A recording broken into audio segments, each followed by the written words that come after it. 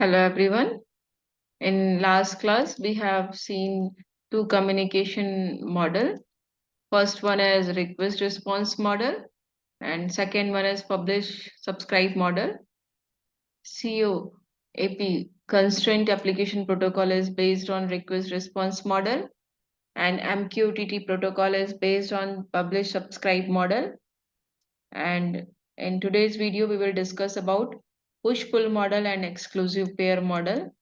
So push-pull model is basically communication model in which data is pushed by the producer in a queue and the consumer pull the data from the queue.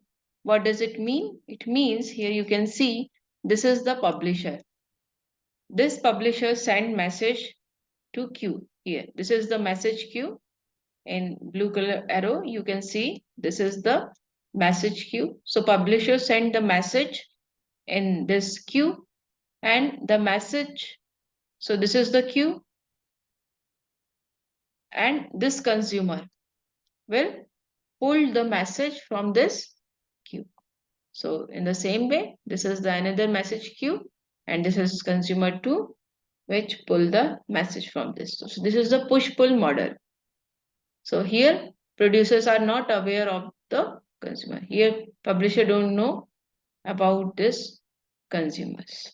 So for example, when we visit a website, we saw a number of posts that are published in a queue according to our requirement, and we click on the post and start reading that without knowing the producer. So this is the push-pull model. Next is exclusive pair model. So it is a bi-directional fully duplex communication model and it uses persistent connection between the client and server. And this model, this is the connection is established between the client and server. And here, first, the client will request to server to set up the connection. In exclusive pair model, client and server have to establish connection in between. So what is the first step? The first step is to set up the connection, request for setup connection. So client send a request to server, then that server will response and accept that request.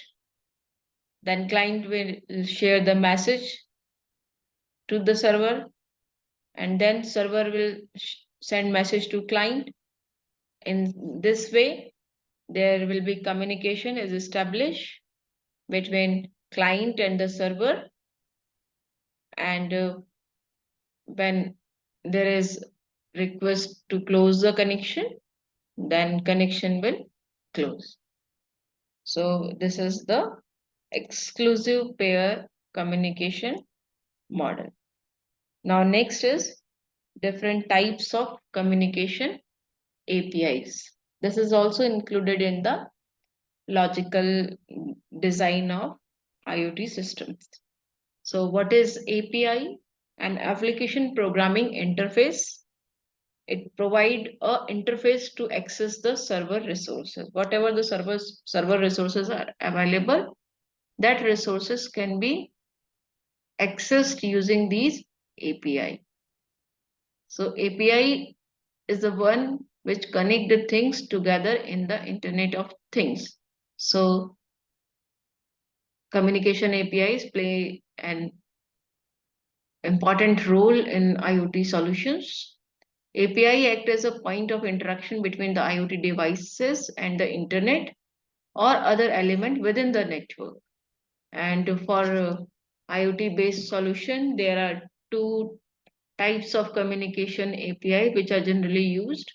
First one is REST based communication API and second one is the WebSocket based communication APIs. So we will discuss these two one by one.